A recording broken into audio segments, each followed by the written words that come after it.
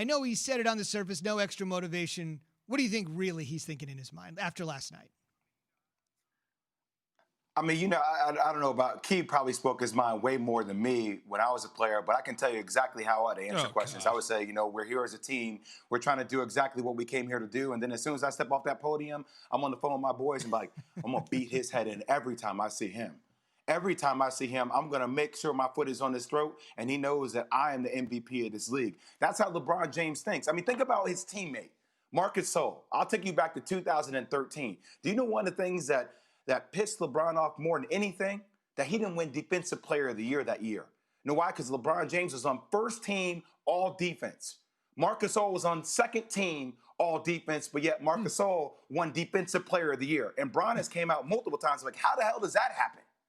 If LeBron is quibbling over Defensive Player of the Year, you don't think he's sitting here at 36 years old, with how many ever years he has left to play in his career, saying that I got an MVP stolen from me by Giannis last year for what I did, and we won a championship. Granted, LeBron wants to win a championship more than anything, but don't get it twisted for 1 second, You do. He want to win every damn award now. You want that's why he plays the game. To show up every single game, and you want to prove to people whether it's loud and vocal or silent and on your own. But what I would say about LeBron in that presser at the end of that game, there was little nuggets that was dropped that suggested that I'm the guy y'all gave it to is not.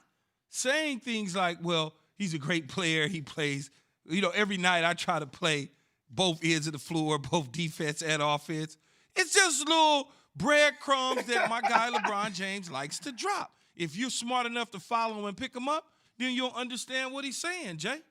The defensive strategy where you only protect the rim and you let teams shoot as many open threes as they want is not going to get it done in this NBA.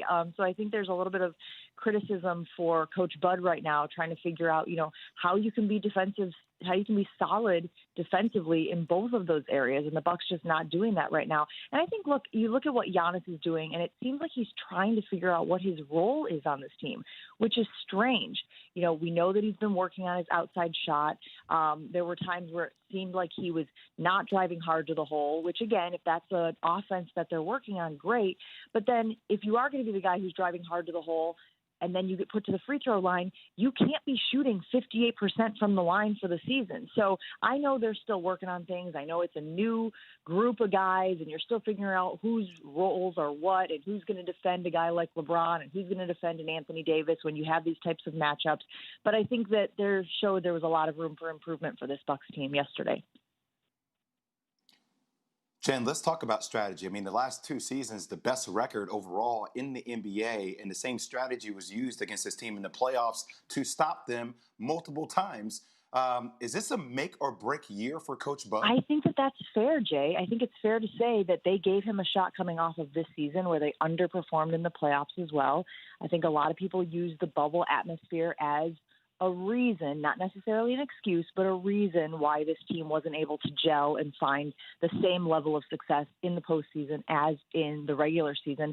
But yeah, I think that that's what that meeting was that he had with the Bucks brass at the end of last season. It was like, we're going to try to put these pieces around Giannis. We know we've got him for this long term now. They didn't at the time, but there is an expectation for him to evolve as a coach. And you're seeing it a little bit, guys. You're seeing guys like Giannis, guys like Middleton playing longer into games. There was so much criticism about the minutes that these guys played in the regular season and postseason last year, but you're seeing them creep a little closer to 40 minutes per game. And I think that at least is showing that Bud is evolving. Now we got to figure it out on the defensive side of things.